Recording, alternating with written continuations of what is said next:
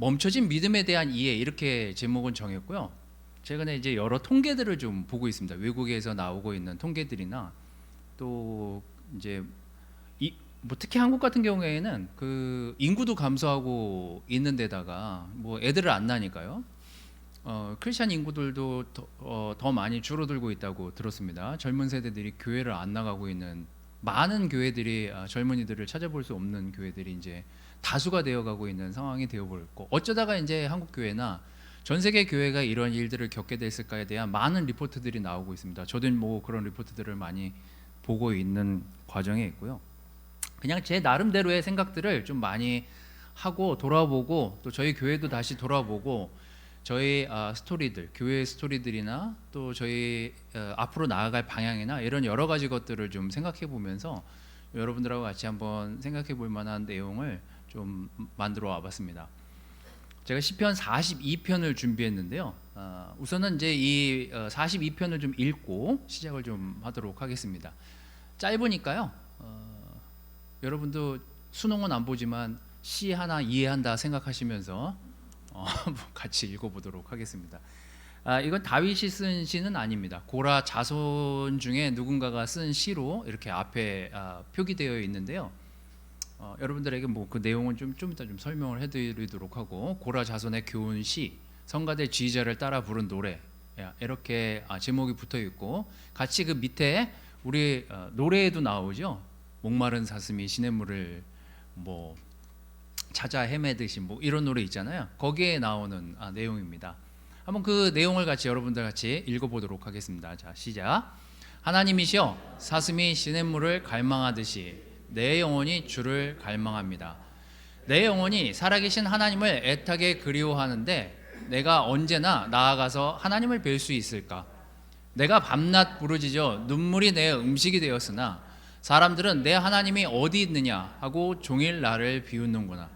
내가 전에 기쁨의 찬송을 부르며 명절을 지키러 가는 군중들을 하나님의 집으로 곧잘 인도했는데 내가 지난 일을 생각하니 마음이 상하는구나. 내 영혼아, 어째서 내가 낙심하며 내 속에서 불안해하는가?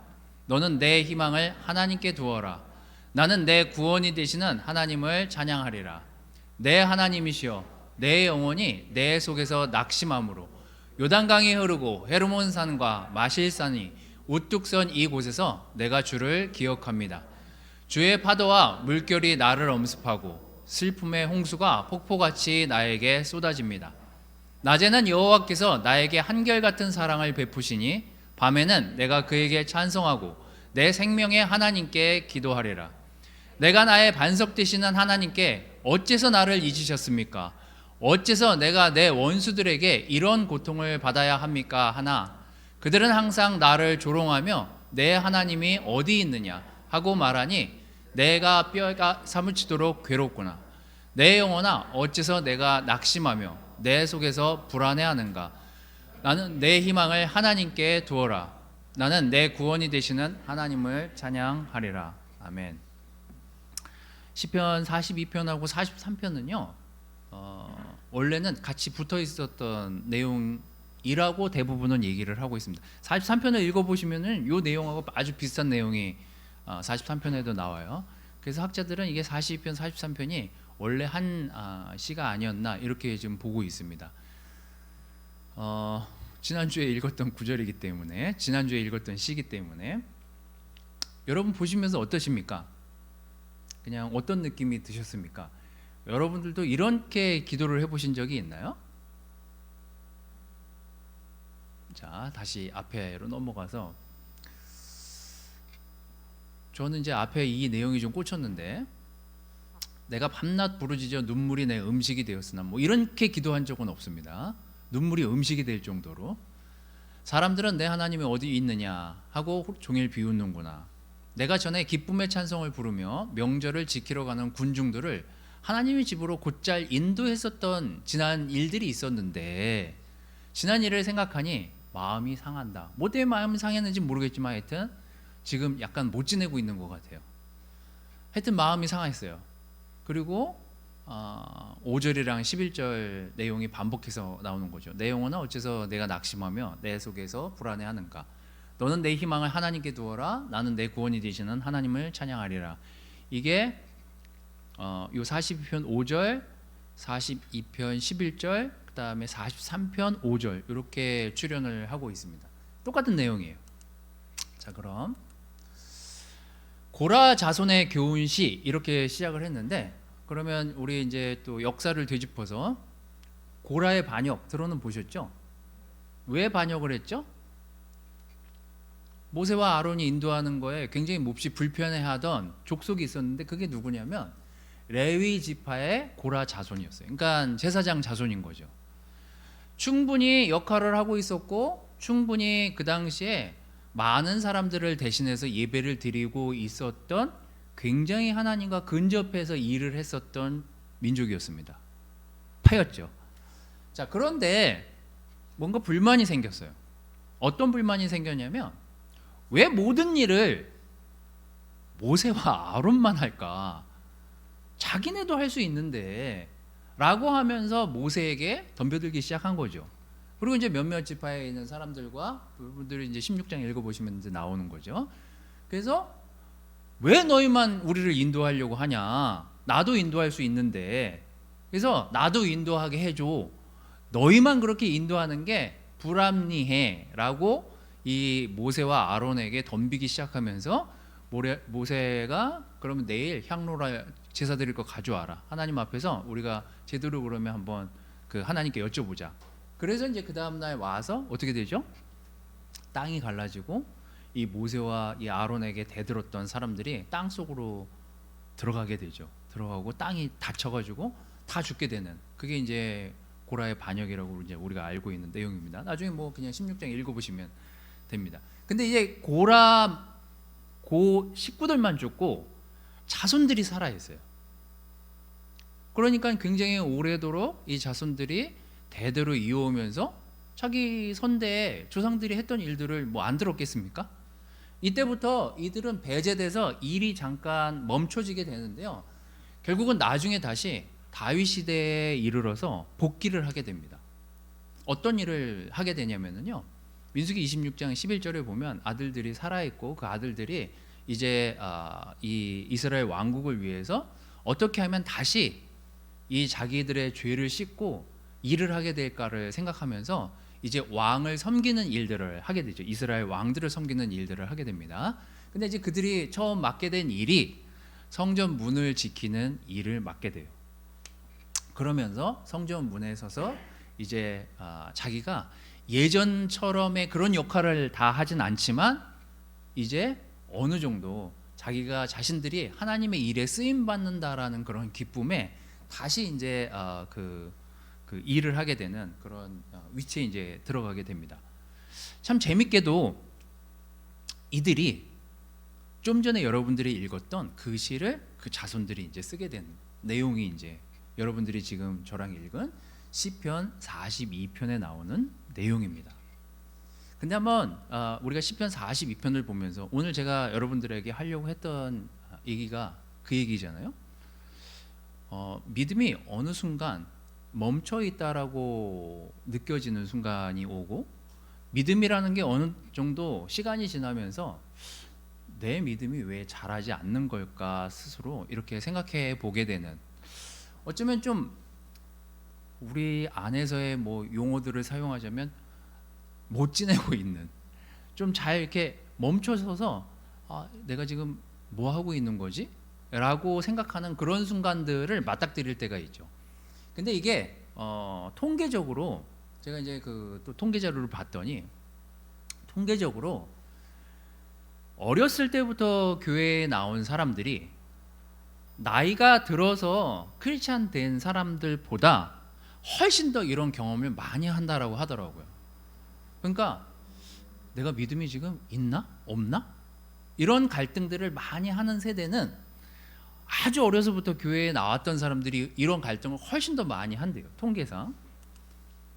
그래서 제가 이제 그 통계 자료 그 논문 쓴 분들 내용을 쭉 읽어봤더니 믿음이 누구에게 어느 때 멈춰지는가에 대한 질문들을 막 한 그 논문 자료들을 이렇게 쭉 봤더니, 오래 신앙생활한 사람, 이제 뭐 우리 교회 같은 경우에도 이제 오래 저희 교회에 나오셨던 분들이 있죠. 또 어떤 사람들이 내가 이렇게 일을 많이 하고 헌신을 많이 했는데 왜 많이 이렇게 믿음이 이렇게 자라지 않는 걸까? 왜 나는 좀 멈춰 있는 것처럼 느껴질까? 이런 느낌들을 많이 받는 사람들 중에 대다수가 교회에서 역할을 많이 했던 사람들이 또 이런 느낌들을 많이 받는다고 하더라고요. 그리고 헌신적인 삶을 살던 크리스천들이 어느 날 이건 뭐지? 왜 내 삶이 이렇게 진일보한 좀 더 큰 믿음을 갖지 못하게 되는 거지? 라는 생각들을 이렇게 막 하게 되는 경우들이 굉장히 많다라는 자료들을 제가 좀 보게 됐습니다.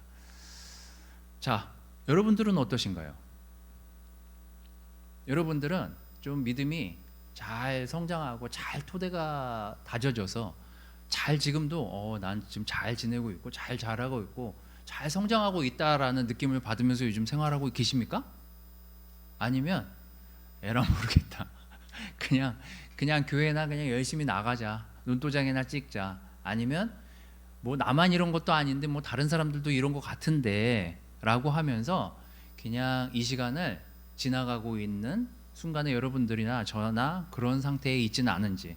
오늘 시편 42편은 우리에게 굉장히 중요한 포인트들을 얘기해 주고 있습니다. 제가 시편 42편이 어제도 제가 아내한테 얘기하고 또 지난주에도 제가 읽으면서 제게 시사하는 바가 굉장히 많은 시였기 때문에 여러분들하고 같이 이걸 가지고 얘기하려고 합니다. 고라의 자손들이 긴 시간이 지나오도록 하나님 곁에서 많은 헌신과 봉사를 하고 싶어 했지만 그들이 어느 순간 조상들의 반역으로 인해서 일을 못하게 되고 시간이 한참 흐르도록 일을 못하고 있다가 이제 다윗 시대에 이르러서 어떤 역할들을 맡게 되고 일을 하게 되면서 시를 썼는데 그 시가 지금 여러분들이 읽은 시편 42편이에요. 아까 읽었던. 자, 우리가 한 가지 신앙이라는 것이 멈춰져 있을 때 또 우리의 믿음이 자라지 않는 우리의 믿음이 어떤 부분에서 막혀 있는다는 느낌을 받았을 때 우리가 그럼 어떻게 이런 시간들을 보내야 될까에 대한 생각을 해보는 것이 오늘 여러분들과 제가 해야 될 과제 중에 하나입니다. 자, 여기 이제 힌트가 있습니다. 42편 5절하고 11절은 앞에 있었던 여러 가지 힘든 일들을 이야기하면서 왜 저 사람이 날 이렇게 괴롭히고 저 사람이 너 하나님 도대체 어디 갔냐, 너는 믿음이 있는데 왜 이렇게 너는 발전이 없냐, 왜 이렇게 넌 답답하게 인생이 이렇게 성장하지 않냐, 계속 누군가로부터 얘기를 들을 때 이 고라의 자손이 생각한 건 내가 그런 때도 있었고 저런 때도 있었고 이런 때도 있었고 여러 가지 상황들이 있었는데 도대체 왜 이렇게 힘든 걸까? 이 삶이 하나님 믿는 게 왜 이렇게 힘든 걸까? 라고 얘기하면서 그가 공통적으로 이렇게 정리를 합니다. 5절하고 11절하고 어떤 일들을 앞에 얘기하고 이렇게 정리하고 어떤 일들을 이렇게 얘기하고 또 그 밑에 정리한 내용이 이거예요. 내 영혼아, 어째서 너 스스로 낙심하냐? 어째서 내 속에서 불안해하냐? 라고 스스로에게 되묻는 구절이 나오죠. 그게 5절, 11절, 43편 5절입니다. 믿음이라는 것이 항상 잘, 즐겁고 영적으로 막 매일 성장하지는 않거든요. 여러분들이 긴 시간 여러분들이 신앙생활 해 오셔서 아시겠지만 때로는 지칠 때가 있잖아요. 우리 바이블톡에 있는 형제자매들 때문에 지칠 때도 있고 자녀들 때문에 지칠 때도 있고 남편 때문에 지칠 때도 있고 하나님 안에서 계속 놀라운 믿음을 고취시키고 하나님 안에서 놀라운 성장을 계속 하고 싶지만 이 끊임없이 일어나는 주변의 여러 가지 힘든 상황들이 내 믿음을 갉아먹을 때가 느껴질 때, 그때 어느 때 무기력감이 딱 느껴졌을 때, 그때 하나님이 우리에게 뭘 하시길 바라시나 돌아보면 그때 비로소 멈춰서서 내가 무엇 때문에 괴로운 걸까? 내가 어떤 것 때문에 내 영혼이 고통받고 있는 걸까? 내가 무엇 때문에 낙심하고 있는 걸까? 내가 무엇 때문에 불안해하고 있는 걸까를 돌아봐야 될 시기가 도래한 거죠. 이 고라의 자손의 시는 그래서 좀 의미가 있다는 생각이 참 많이 들었습니다. 우리가 어떤 순간 멈춰서서 우리의 믿음을 돌아봐야 될 때가 있어요. 항상 잘 지낼 수는 없잖아요. 항상 모든 것들을 앞서서 뭔가 인도해야 되고 뭔가 다 교회를 위해서 많은 헌신을 해주시는 건 감사하지만 믿음이 자라지 않고 멈춰서 있을 때가 있잖아요. 그때 저는 이 고라의 자손들처럼 자신을 좀 스스로 대면하고 스스로 돌아보면서 이렇게 멈춰서서 생각해봐야 될 시간이 우리에게 필요하지 않나라는 생각을 해보게 됐습니다. 자, 하나님이시여 사슴이 시냇물을 갈망하듯이 내 영혼이 주를 갈망은 합니다. 내 영혼이 살아계신 하나님을 애타게 그리워하는데 내가 언제나 나아가서 하나님을 뵐 수 있을까? 이렇게도 생각을 합니다. 그러나 이 사람이 와서 괴롭히고 저 사람이 나의 믿음을 갉아먹고 이 사람이 와가지고 나한테 이렇게 얘기하고 그럼에도 불구하고 이제 5절 전에 나오는 내용이거든요. 그럼에도 불구하고 내가 그걸 지키려고 노력도 했고 기쁨의 찬송을 부르면서 그걸 이겨내려고도 했고 또 심지어 예루살렘으로 예배를 드리러 가는 그 군중들 하나님의 집으로 가는 사람들을 안내도 하고 어셔도 하고 많은 일들을 했는데 왜 내 마음이 상하는 걸까요? 왜 내 마음이 힘든 걸까요? 이렇게 되묻거든요. 그러면서 여러분들이 읽은 그 5절 내용이 나오는 거예요. 내 영혼이 어디서 지친 거지? 내 영혼이 어디서 낙심을 한 거지? 내가 도대체 뭐가 불안한 거지? 우리는 어떤 상황이 도래했을 때, 직면했을 때 스스로를 돌아봐야 될 시간이 필요한 거죠. 그래서 여러분, 이제 여러분이 지난 한 해들을 돌아보면서 이제 2022년 1월부터 10월, 이 11월 중순에 지나오면서 내가 올해 어떤 것 때문에 좀 힘들었는지, 내 영혼이 어떤 것 때문에 좀 이렇게 괴롭힘을 당했는지, 뭐 때문에 힘들었는지, 뭐 때문에 불안했는지를 좀 정리해보고 지나가는 시간이 지금의 이 가을, 늦가을의 시간이 되면 좋겠다라는 생각이 좀 들었습니다. 자,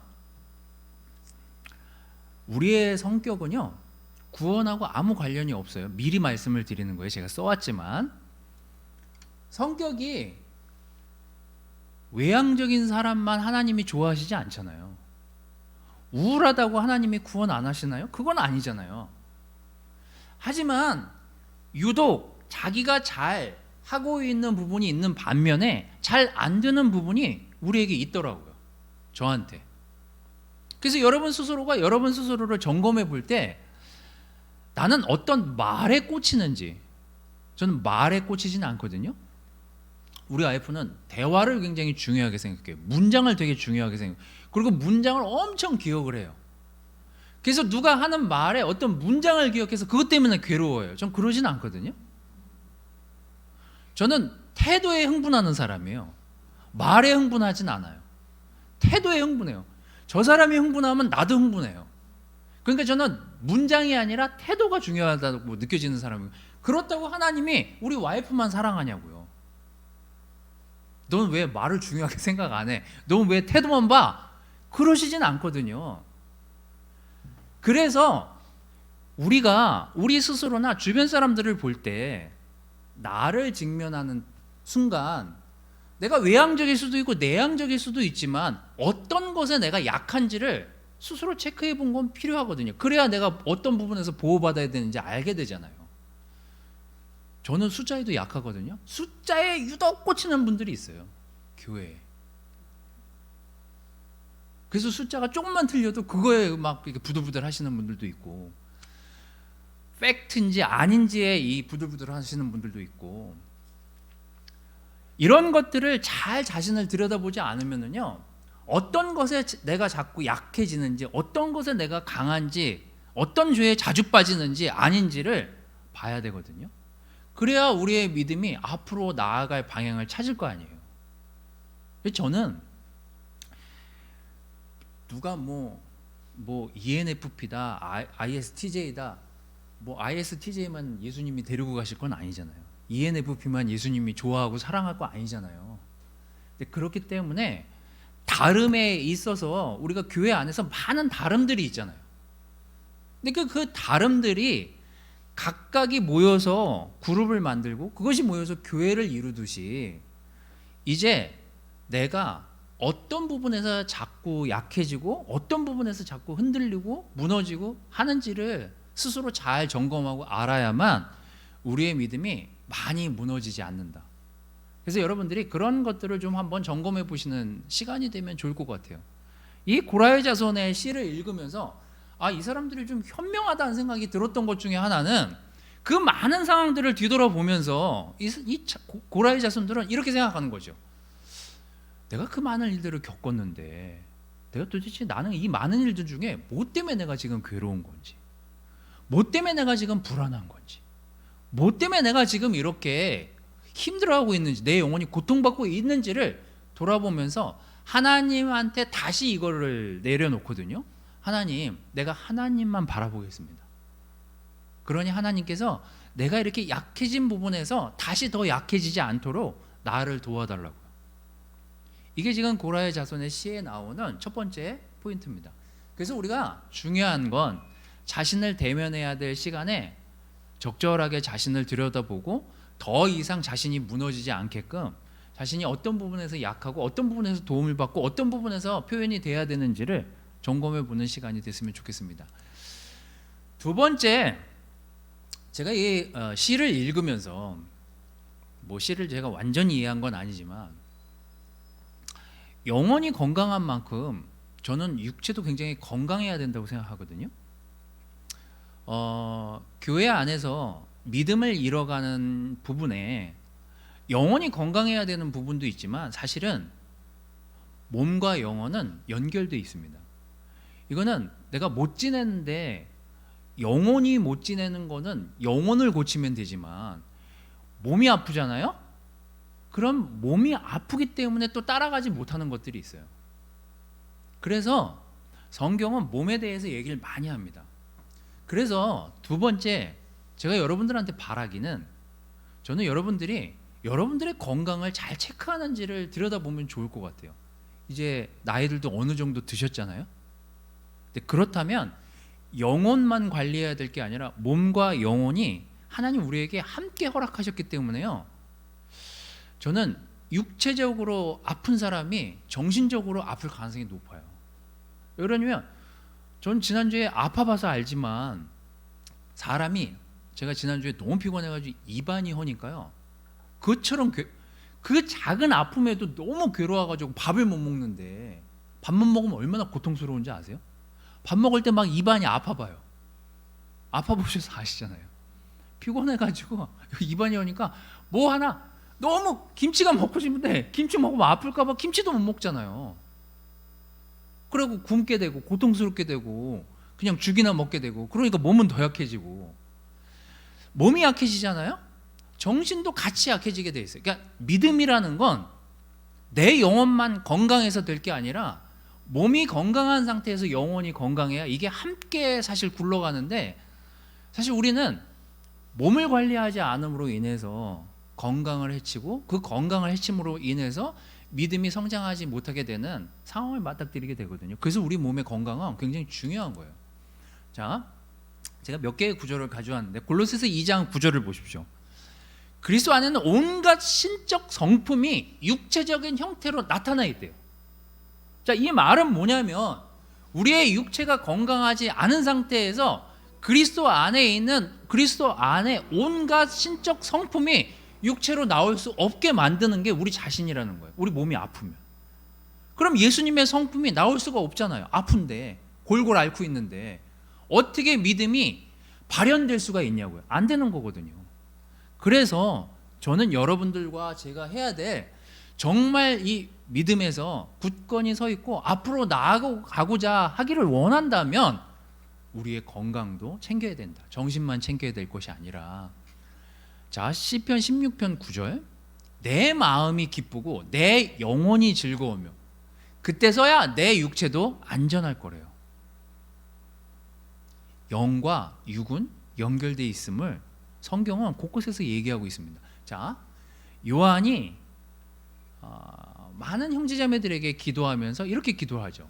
사랑하는 자여, 그대의 영혼이 건강한 것처럼 그대도 모든 일이 잘 되고 몸 또한 건강하기를 내가 기도한다고요. NIV에는 더 정확하게 나와 있습니다. Enjoy good healthy. 너의 몸이 건강했으면 좋겠다. 내가 그렇게 기도할 거다.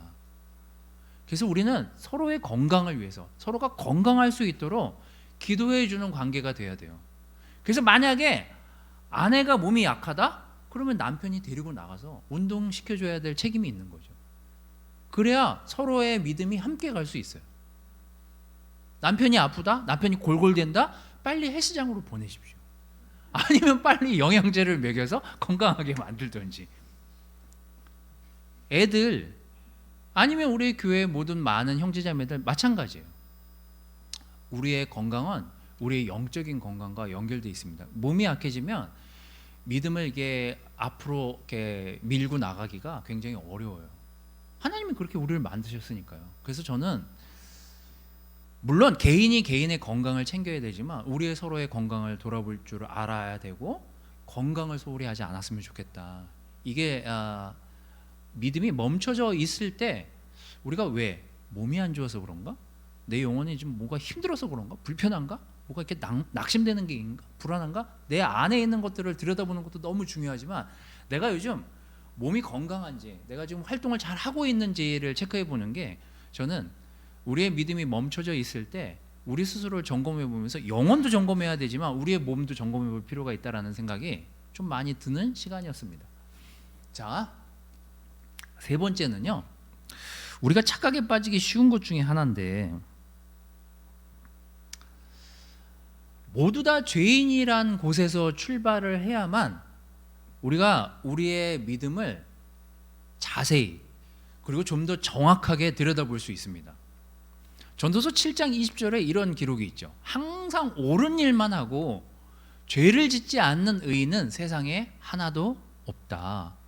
제가 이 말씀을 드리는 이유는 이제 교회에 세례를 받는 사람보다 우리 교회 안에서 옮겨 다니는 혹은 이 교회 안에서 한 바이블톡으로 너무 진짜 패밀리 그룹 바이블톡 너무 오래 그 바이블톡에 있었던 거예요. 이거는 우리 가족뿐만 아니라 우리 바이블톡 식구들의 상태도 너무 서로 잘 알아요. 그 진짜 가족이 돼버린 거예요. 그러면 가족이 항상 즐거울 수만은 없잖아요. 가족 때문에 괴로울 때가 있잖아요. 가족이 괴롭힘을 줄 때도 있고 받을 때도 있고 내가 괴롭힘을 줄 때도 있고 받을 때가 있잖아요. 이게 진짜 가족인 거죠. 우리 분당교회도 가족 같은 분위기로 긴 시간을 지나왔습니다. 바이블톡이 지금 안 섞이고 그 바이블톡 유지된 지가 꽤 오래 지났어요. 그래서 너무나 잘 알잖아요. 여러분 바이블톡에 있는 멤버들을 잘 알 뿐만 아니라 그들의 죄성도 우리가 잘 알잖아요. 그렇게 되면서 우리가 알게 되는 게 뭐예요? 만약에 우리 바이블톡이 제가 있어요. 탁길이네 바이블톡이 제가 있어요. 제가 좀 못 지내요. 그러면 심탁길 형제는 뭘 보게 될까요? 저의 여러분 뭐 보겠습니까? 탁길 형제 내가 못 지내면 뭐 때문에 못 지내는 거예요? 그냥 얘기해 보세요. 나를 좀 안다고 생각하고 물어보는 거예요. 저를 나 못 지내면 뭐 때문에 못 지내는 것 같아요? 제가 맞아요. 그럴 수 있죠. 죄가 있어. 그러니까 그런 걸 물어본다든지 또는 또 죄 아니면 또 뭐예요? 아내랑 싸웠나? 그렇죠? 그러니까 이런 것들을 체크해 보게 되잖아요. 그러면서 우리가 또 누굴 보게 돼요? 나와 아내의 관계를 보고 나와 내 자녀의 관계를 여러 관계로 다각도로 심탁길 형제가 볼 거 아니에요. 심탁길 형제가 바이블톡 인도자니까 그럼 볼 거 아니에요. 반대로 저도 바이블톡 안에 있으면 심탁길 형제를 보면서 느끼고 있는 게 있을 거 아니에요. 맨날 우리를 숫자로만 생각해. 아니면 랜덤으로 맨날 프로그램만 돌려가지고 시켜. 심탁길 형제가 뭐 프로그래머니까 막 그런 걸로 해. 그러면 제가 심탁길 형제 미리 짐작할 수 있겠죠. 쟤 또 랜덤으로 돌려갖고 기도시키겠구만 막 이러면서 그러면서 심탁길 형제 하는 태도나 심탁길 형제 하는 방향에 대해서 여러 가지 것들을 지레짐작하면서 판단하게 되는 거죠. 우리가 이런 게 많아졌어요.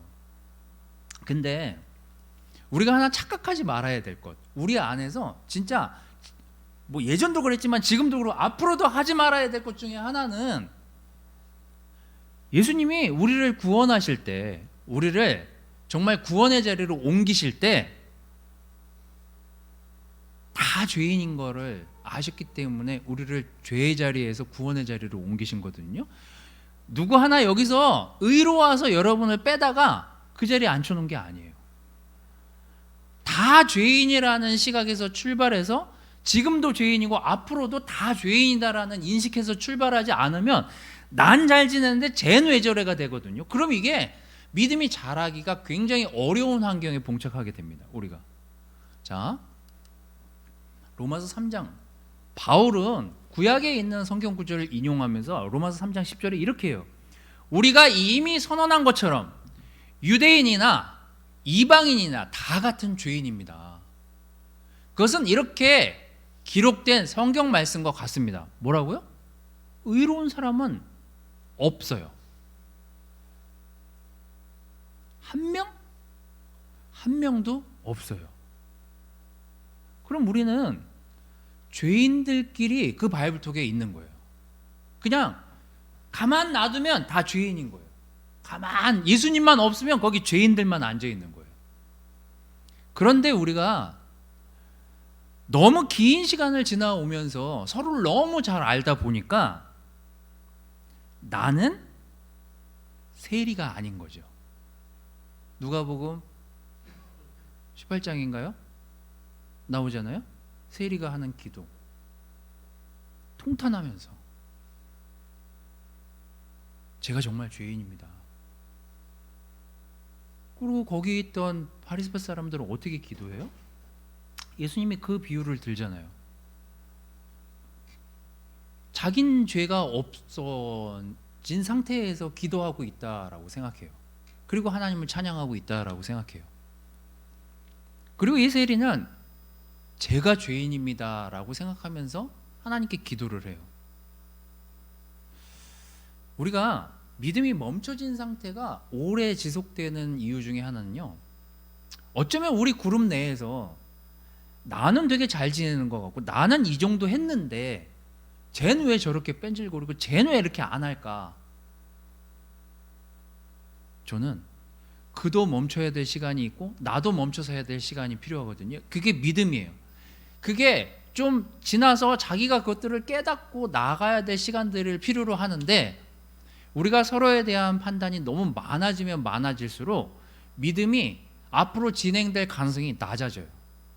그래서 교회 안에서 계속 서로 상처를 주고 받고 지치고 싸우고, 저 사람 때문에 내일은 온라인으로 봐야 되겠다, 이런 이제 상황들이 벌어지기 시작하는 거죠. 저 형제 때문에, 저 자매 때문에 내가 시험 들겠다, 저 사람 때문에 그룹 옮겨야 되겠다, 이제 이런 일들이 이제 비일비재하게 우리 안에서 벌어지는 거거든요. 저는 믿음이 멈춰서는 경우는 대부분 우리가 착각에 빠지는, 사탄이 하는 일이 그거 아니에요? 착각에 빠지게끔 만드는 거? 이게 성경에 많은 인도자들이 착각에 빠졌을 때 자기가 잘해서 그렇게 된 것처럼 착각하게 되고, 그거 누가 심는 거예요? 우리가 마귀의 존재를 믿는 거 아니에요? 사탄이 우리 안에 그런 마음들을 심잖아요. 뭐가 다 주변에 있는 다른 사람 때문에 내가 힘들어지는 것 같고, 주변에 저 사람 때문에 내가 괴로워지는 것 같고, 주변에 저 사람 때문에 내가 못 지낼 수밖에 없는 환경에 놓여 있는 것 같고, 바이블톡에 있는 것 같고, 패밀리 그룹에 이렇게 있는 것 같고. 그래서 저는 다시 우리가 생각해 봐야 될 부분 중에 가장 기본적인 거는, 우리가 모두 다 죄인이라는 인식하에 우리 그룹을 들여다보지 않으면 우리는 서로 판단하고 또 정죄할 가능성이 높다, 우리의 죄성상. 그래서 여러분, 우리는 이 세 가지의 것들을 좀 들여다볼 필요가 있습니다. 저는 이 시편 42편, 43편을 여러분들이 다시 집에 가서 잘 곱씹어서 한번 읽어보시기를 바래요. 우리가 못 지낼 시점이 있을 수 있죠. 또 잘 이렇게 성경이 눈에 들어오지 않을 시기가 있죠. 이제 그때 뭘 해야 되는지, 저는 이제 이 시편 42편을 읽으면서 지난해 이번 주에 이렇게 시편들을 읽으면서 정리한 내용이 이거예요. 이제 내가 뭐 때문에 내 마음이 힘든지 내 스스로를 대면해 봐야 될 시간이 도래한 거구나. 지난 22년을 돌아보면서 내가 뭐 때문에 내 영혼이 좀 상처를 입었을까? 내가 뭐 때문에 좀 불안했을까? 뭐 때문에 괴로웠지? 이것들을 여러분 마음에서 해결해내지 않으면 우리의 믿음은 앞으로 내던지기가 굉장히 어려운 환경에 있을 수 있다. 그래서 여러분, 만약에 내 믿음이 멈춰져 있는 것 같고 그냥 어제와 별반 다를 바 없는 오늘과 별로 희망 없을 것 같은 내일과 별로 희망 없을 것 같은 우리 그룹을 바라보면서 왜 자꾸 이렇게 비판적이 돼갈까를 우리가 스스로 생각해 본다면, 저는 다른 사람을 들여다볼 게 아니라 이 시간 이 고라의 자손들처럼 우리 스스로를 들여다보아야 될 시기가 도래한 게 아닌가라는 생각이 들었습니다. 이제 만약에 우리의 믿음이 멈춰져 있다라고 느낀다면 자신을 대면해 보십시오. 어디에서 내가 상처를 입었고 어디에서 내가 좀 약해져 있고 어디에서 좀 불안함을 느끼고 있는지를 스스로 체크해 볼 시간이 도래했다. 그리고 두 번째, 여러분의 건강을 다시 한번 돌아보십시오. 그리고 만약에 내가 건강하지 못한 부분이 있다면 그 건강을 어떻게 메이크업 할 것인가, 어떻게 회복할 것인가를 저는 생각해 볼 필요가 있다라고 생각이 들어요. 그래서 좀 적극적으로 여러분 몸을 관리하시기를 바랍니다. 여러분 몸도 건강하고 마음도 건강해야 더 밝은 미래를 내다보지 않겠습니까? 저는 걱정스러워서라도 제가 제 몸을 잘 챙기는 편이에요. 저는 저희 아이들에게 제 몸을 맡기고 싶지가 않아요. 건강하게 그냥 제 발로 이렇게 걸어 다니다가 그렇게 하나님한테 가고 싶어요. 물론 그게 내 뜻대로 될런지는 잘 모르겠습니다만 제가 기도하고 있는 것 중에 하나가 그거예요. 제발 깨끗하게 죽게 해주십시오. 애들이 저 때문에 욕하지 않게, 애들이 저 때문에 힘들어하지 않게. 왜냐면 긴 병에 효자 없다잖아요. 저는 뭐 제가 저희 아버지를 오래 모신 건 아니지만 이게 모시다 보면 여러 가지로 힘든 환경들을 맞닥뜨리게 되거든요. 그래서 저는 여러분들이 건강했으면 좋겠어요. 그래서 여러분과 여러분 가족들 모두가 건강하기를 바라요. 그래서 그 어떤 것보다 다른 사람보다 여러분 스스로가 여러분 스스로의 건강을 잘 돌보시면 너무 좋을 것 같아요. 그게 사실 우리의 믿음을 더 한 발 내디딜 수 있게 만들어 주거든요. 몸이 아프면 사실 믿음을 키우기가 굉장히 어려워요, 환경상. 그래서 몸을 낫게 해달라고 자꾸 또 기도하게 되잖아요. 그래서 여러분의 몸이 건강할 수 있도록 여러분 스스로를 잘 돌보시기를 바랍니다. 제일 여러분들에게 바라기는 이 세 번째, 우리가 모두 다 죄인이라는 사실을 아해서 출발하고 우리 그룹을 들여다보고 우리 가족들을 들여다보지 않으면 쓴 마음이 자라기 쉬운 환경에 우리가 놓일 수밖에 없습니다. 그래서 여러분 그룹에 있는 한 사람 한 사람을 위해서 저는 연말에 여러분 그룹에 있는, 여러분 바이브톡에 있는 그 한 사람 한 사람을 위해서 여러분 기도하면 좋을 것 같아요. 저런 필요가 있으니 제가 저분을 위해서 이렇게 기도합니다. 내가 이런 필요가 있으니 이 가족들을 위해서 제가 그분이 이 필요가 채워질 수 있게끔 하나님이 그의 기도에 응답해 주셨으면 좋겠습니다. 이런 기도들을 함으로 서로가 서로를 위해서 기도해 줌으로 인해서 우리 서로가 좀 더 건강한 시각으로 여러분의 바이블톡 패밀리 그룹을 잘 이렇게 세워나갈 수 있는 그런 22년 마지막 그 한 달 반이 됐으면 좋겠습니다. 저는 이 시편 42편을 여러분들이 곱씹어보면서 여러분의 영혼과 여러분의 육체와 여러분 그룹을 들여다보시면서 내 믿음이 한 발 더 앞으로 나아가기 위해서 우리가 어떤 것들을 좀 점검해 보면 좋을지를 체크해 보시고 정리하시면서 주중 예배를 마치도록 하겠습니다.